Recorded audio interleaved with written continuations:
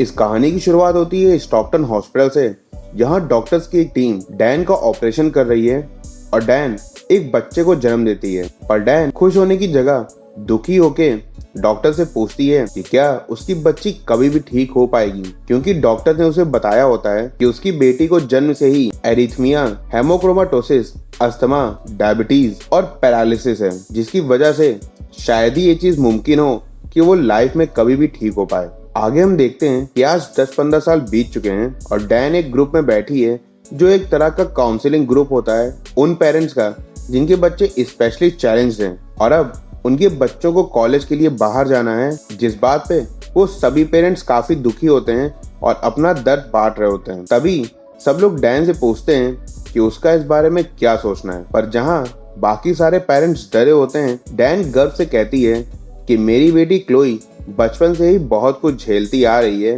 और इसीलिए उससे बहादुर शायद ही कोई होगा। मुझे खुशी है कि वो लाइफ में आगे बढ़ने जा रही है और मुझे अच्छा लगेगा जब वो कॉलेज जाएगी, पर अभी तक किसी कॉलेज से उसके लिए कॉल नहीं आया। आगे हम देखते हैं क्लोई को, जो काफी बड़ी हो चुकी है और इतनी बीमारियों के चलते वो परमानेंटली व्हील चेयर और डेली मेडिकेशन पे ही रहती है। इवन उसकी सारी पढ़ाई भी उसकी मॉम उसे घर पे ही कराती आई है और पर डे उसका डायबिटीज और अस्थमा लेवल भी चेक किया जाता है। क्लोई के लाइफ में और कुछ भी नहीं होता सिवाय इसी रूटीन के, पर आजकल उसे इंतजार होता है कॉलेज के लेटर का कि शायद किसी कॉलेज में उसका सिलेक्शन हो जाएगा। पर हर बार पोस्ट आने पे उसकी मॉम यही बोलती है कि अगर किसी भी कॉलेज से कभी भी लेटर आया तो वो प्रॉमिस करती है कि वो क्लोई को सबसे पहले बताएगी। डैन भी क्लोई को बहुत ज्यादा प्यार करती है क्योंकि वो एक सिंगल मदर होती है जिसकी लाइफ में क्लोई के सिवा और कोई भी नहीं होता। एक दिन जब क्लोई पढ़ाई कर रही होती है तभी उसकी मॉम मार्केट से शॉपिंग करके घर आती है। डैन कभी क्लोई को ज्यादा चॉकलेट नहीं खाने देती थी, इसीलिए मौका पाके क्लोई चुपके से उन पैकेट से एक्स्ट्रा चॉकलेट्स निकाल लेती है। पर अचानक उसकी नजर पड़ती है एक नई मेडिसिन पे जिसपे उसकी मॉम का नाम लिखा था। क्लोई बहुत हैरान हो जाती है कि आखिर मॉम को क्या प्रॉब्लम है जिससे उन्हें मेडिसिन खानी पड़ रही है, पर वो चुपचाप उस मेडिसिन को सामान में रख के वहां से चली जाती है। रात को सोने के टाइम क्लोई की मॉम उसे बताती है कि उसकी पुरानी दवा वाली कंपनी बंद हो गई है, इसीलिए डॉक्टर ने उसके लिए नई मेडिसिन लिख के दी है, जो कि एक्चुअल में वही थी जिसपे क्लोई ने उसकी मॉम का नाम पढ़ा था। क्लोई उससे पूछती है कि एक्स्ट्रा चॉकलेट चुराते टाइम उसने इस दवा को देख लिया था जिसपे डैन का नाम लिखा था, तो आखिर ये दवा क्लोई को खाने को क्यों दी जा रही है। डैन बोलती है कि उसका नाम बस रिसिप्ट पे लिखा गया था जो कि शॉप लेडी ने बॉटल के ऊपर चिपकाई थी, इसीलिए क्लोई दवा खा लेती है और सो जाती है। पर क्लोई के मन में अब इस दवा के लिए शक बैठ गया था और उसे उस दवा के बारे में जानना था, इसीलिए वो हर तरह की कोशिश करने लगती है। क्लोई उस दवा की बोतल को चुरा लेती है और उसके बाद उसे पता चलता है कि उस दवाई का नाम ट्राइगॉक्सिन है, पर बोतल को और ध्यान से देखने पर उसे पता चलता है कि वो कोई नई बोतल नहीं है बल्कि एक पुरानी बोतल है जिसके ऊपर न्यू रिसिप्ट को चिपकाया गया है। ये बात देख के क्लोई के मन का शक और भी स्ट्रांग हो जाता है और इस बार जब उसकी मॉम दवा लेके आती है तो वो अपनी मॉम को बेवकूफ बना देती है और दवा खाने की जगह मुंह से निकाल के अपने पास ही रख लेती है। और आधी रात में चुपके से जब डैन सो जाती है तो क्लोई नीचे आती है और कंप्यूटर पे ट्राइगॉक्सिन के बारे में सर्च करती है, पर इंटरनेट खराब होता है इसलिए वो कुछ भी सर्च नहीं कर पाती। ये सब करते हुए डैन ने उसे देख लिया था, पर क्लोई को ये बात पता नहीं चलती। नेक्स्ट डे सुबह सुबह डैन इंटरनेट वाले को फोन पे डांट रही होती है, तभी क्लोई उससे पूछती है कि इंटरनेट कब तक सही होगा। डैन उससे बोलती है कि तुम्हें कैसे पता कि मैं इंटरनेट वाले पे चिल्ला रही थी, जिसपे क्लोई जवाब देती है कि उसका प्रिंटर बार बार खराब हो जाता है जिसकी वजह वो जान पाती अगर उसे इंटरनेट दिया गया होता तो। असल में डैन ने कभी भी क्लोई को ना तो कोई फोन दिया और ना ही कोई कंप्यूटर या ऐसा डिवाइस जिसके थ्रू वो किसी भी तरह से इंटरनेट को एक्सेस कर पाए, जिसकी वजह बेशक यही थी कि डैन नहीं चाहती कि क्लोई किसी भी तरह से इंटरनेट के थ्रू चीजों के बारे में जानना शुरू करे। अगले दिन जब डैन गार्डनिंग में बिजी होती है तभी क्लोई उस मेडिसिन की डिटेल्स जानने के लिए पास्को फार्मेसी में कॉल करती है, पर शॉप वाली उस नंबर को पहचान लेती है, इसीलिए क्लोई तुरंत फोन कट कर देती है। उसके बाद क्लोई दोबारा कोशिश करती है और टेलीफोन डायरेक्टरी पे कॉल करके उन्हें फार्मेसी को कनेक्ट करने को बोलती है, पर इस कोशिश में जैसे ही सर्विस प्रोवाइडर उसे सर्विस चार्ज कट करने की बात करते हैं, वो तुरंत फोन को कट कर देती है, क्योंकि अगर चार्ज कट हो जाता तो उसकी मॉम को शक हो सकता था। पर अभी भी वो एक आखिरी कोशिश करने के लिए एक रैंडम नंबर डायल करती है और फोन रिसीव करने वाले बंदे से बोलती है कि वो अनाथ है और उसे अर्जेंटली गूगल पे कुछ सर्च करना है। वो आदमी बहुत हैरान हो जाता है, पर कुछ मिनटों तक रिक्वेस्ट करने के बाद वो उसके लिए गूगल सर्च करके उसे बताता है कि ट्राइगॉक्सिन एक तरह की सीवियर हार्ट डिजीज की मेडिसिन है, जैसे कि हार्ट फेलियर या फिर बाकी कुछ। और यही नहीं, बल्कि ट्राइगॉक्सिन ग्रीन नहीं बल्कि एक छोटी सी लाल रंग की पिल है। ये बात सुनते ही क्लोई बहुत हैरान हो जाती है और फोन कट करके सोचने लगती है कि अगर ट्राइगॉक्सिन रेड कलर की छोटी सी पिल है तो ये कौन सी बला है। एक दिन लंच पे क्लोई डैन से कहती है कि वो लोग बहुत टाइम से कोई मूवी देखने नहीं गए और डैन उसे मूवी ले जाने को रेडी हो जाती है। मूवी जाने के दिन क्लोई वो सभी टैबलेट्स अपने साथ रख लेती है जो इतने दिन से उसने खाए नहीं थे बल्कि छुपा लिए थे।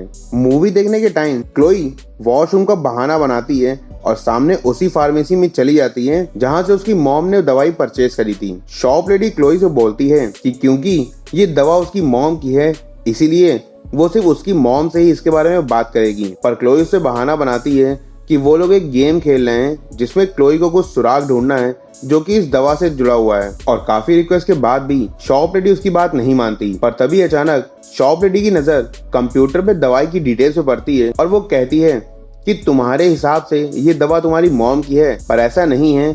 ये दवा तो तुम्हारी मॉम तुम्हारे कुत्ते के लिए लेके जाती है। क्लोई बहुत हैरान हो जाती है क्योंकि असल में उसके पास कोई कुत्ता था ही नहीं। क्लोई उससे पूछती है कि दवा किस चीज की है, जिसपे लेडी बताती है कि ये दवा डॉग्स के पैर का दर्द या किसी तरह का जॉइंट प्रॉब्लम सही करने के लिए बनाई गई है। और क्लोई के पूछने पे वो ये भी बताती है कि अगर किसी इंसान ने गलती से भी ये दवा खा ली तो उसके पैर टेम्परेरी टाइम के लिए सुन पड़ सकते हैं। और साथ ही साथ इस दवा का नाम ट्राइगॉक्सिन नहीं बल्कि राइडोकेन है। ये सब सुन के क्लोई को अस्थमा का अटैक आ जाता है और तभी डैन वहां आ जाती है। वो लोग तुरंत उसे इंजेक्शन देते हैं और डैन उसे घर ले जाती है। डैन क्लोई की वजह से अब बहुत ज्यादा परेशान होने लगती है क्योंकि ऐसा कुछ तो था जो क्लोई को नहीं पता था और अगर वो सब सामने आया तो कोई भारी प्रॉब्लम होनी तय थी। इसीलिए डैन हर वो कोशिश करने लगती है जिससे वो अपने राज को छुपा सके। और आधी रात में उसके दिमाग में कुछ चल रहा होता है और वो इंटरनेट पे हाउस होल्ड न्यूरोटॉक्सिन के बारे में सर्च करती है। अगली सुबह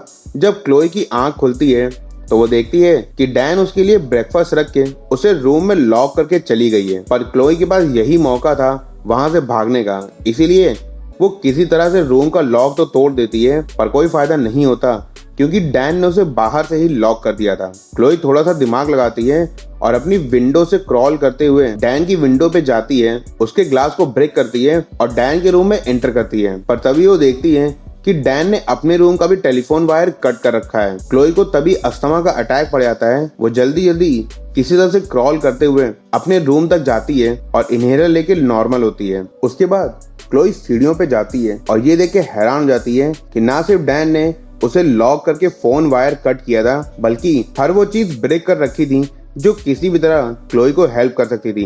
क्लोई सीढ़ियों से गिरते हुए नीचे आती है और तभी उसे एहसास होता है कि उसके पैर पूरी तरह से डिसेबल नहीं है बल्कि अभी भी उनमें जान बची है। और ये चीज सिर्फ इसीलिए पॉसिबल हो पाई क्योंकि इतने दिन से क्लोई ने रेडोकेन को नहीं खाया था। क्लोई अपनी व्हील चेयर पे किसी तरह से वापस बैठती है और घर से भाग जाती है और थोड़ी दूर जाके उसे टॉम की वैन दिखती है जो उसके एरिया का पैकेज डिलीवरी बॉय था। क्लोई टॉम को सब बात बता देती है और टॉम उसकी हेल्प करने के लिए रेडी हो जाता है। टॉम उसे अपने साथ ले जा रहा होता है, तभी डैन वहां आ जाती है। टॉम उसे कहता है कि वो डैन को क्लोई से मिलने नहीं दे सकता क्योंकि क्लोई ने उसे बताया कि उसकी मॉम ने उसे हर्ट किया है और चोट पहुंचाई है। डैन ये सुन के एकदम पागल होने लगती है और काफी रिक्वेस्ट करने पे भी टॉम उसकी बात नहीं मानता। टॉम क्लोई को वैन में बैठाता है पर तभी डैन उस पे पीछे से हमला कर देती है और क्लोई को वहां से लेके चली जाती है। क्लोई जब होश में आती है तो देखती है कि उसकी मॉम ने उसे बेसमेंट में बंद कर दिया है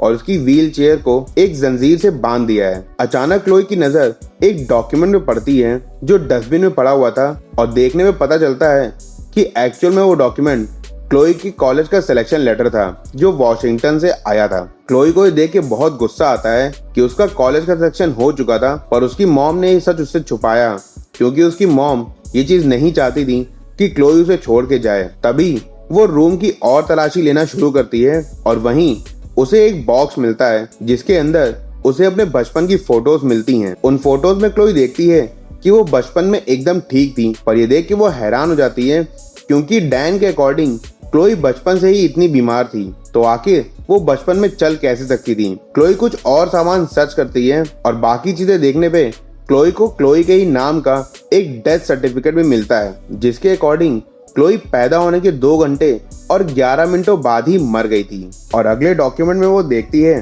कि उसी दिन स्टॉकटन हॉस्पिटल से एक बच्ची भी चोरी हुई थी। और ये सब देख के क्लोई समझ जाती है कि असल में क्लोई यानी डैन की रियल बेटी पैदा होते ही मर गई थी, क्योंकि उसे बहुत तरह की मल्टीपल बीमारियां थी। पर डैन उसके प्यार में इस हद तक पागल हो गई कि उसने उसी हॉस्पिटल से एक हेल्दी बच्ची को चुराया और इतने सालों तक उसे गलत मेडिकेशन दे के उसी हाल में बना दिया जैसा कि उसकी बेटी रहती अगर वो सरवाइव कर पाती तो। डैन टॉम की लाश को ठिकाने लगाती है और उसके वहां आते ही क्लोई और डैन में बहस होने लगती है। क्लोई डैन से बोलती है कि तुमने इतने साल तक मुझे झूठ बताया, मेरा ये हाल कर दिया, वो भी सिर्फ अपने पागलपन के लिए। जिसपे डैन बोलती है कि मैंने तुम्हें उस हॉस्पिटल से चुराया नहीं, बल्कि मैंने तुम्हें तुम्हारे पेरेंट्स से बचाया।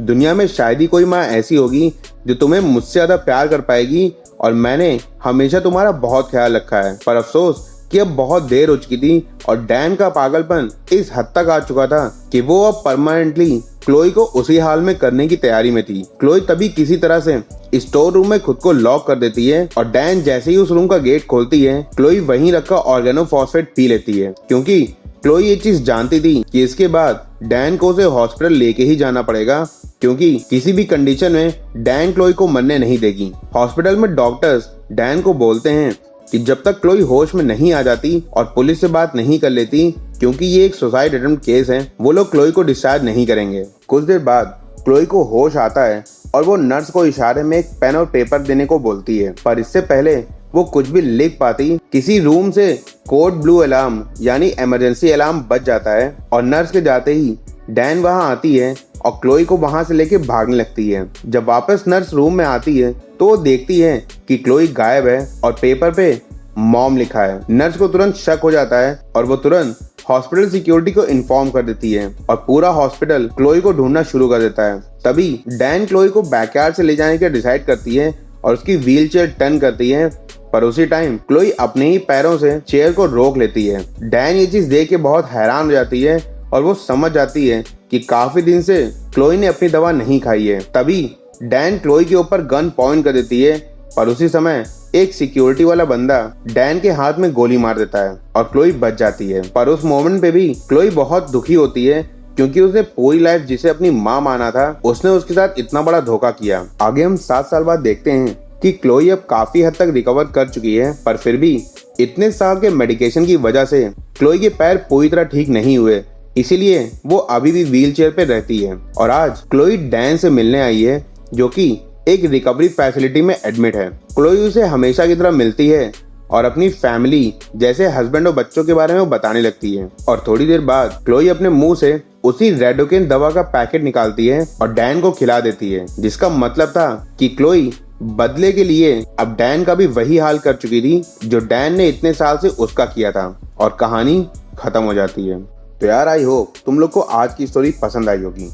गाइस आज का वीडियो बहुत ज्यादा स्पेशल है, क्योंकि ये 1000 सब्सक्राइबर पूरे होने के बाद का पहला वीडियो है और ये सब पॉसिबल हुआ सिर्फ आप सबके सपोर्ट की वजह से।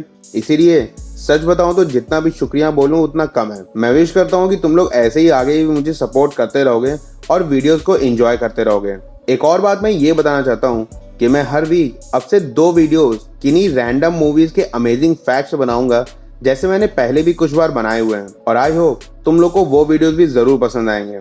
अगर तुम लोग को ऑलरेडी ऐसे वीडियोस देखने हो तो तुम लोग डिस्क्रिप्शन में जाके उस प्लेलिस्ट को एक्सेस कर सकते हो, या वीडियो के एंड में भी तुम क्लिक करके देख लेना। और प्लीज ऐसे ही सपोर्ट करते रहना। बाकी आज का वीडियो तुम लोगों को कैसा लगा ये कमेंट करके जरूर बताना। वीडियो पसंद आया तो उसे लाइक और शेयर करना, और ऐसे ही अमेजिंग स्टोरीज के लिए मेरे चैनल फिल्मी फटीक को सब्सक्राइब करके वो बेल आइकन जरूर बजा देना। अब मिलूंगा जल्दी तुम लोग से किसी नए अमेजिंग स्टोरी के साथ, तब तक के लिए बाय बाय।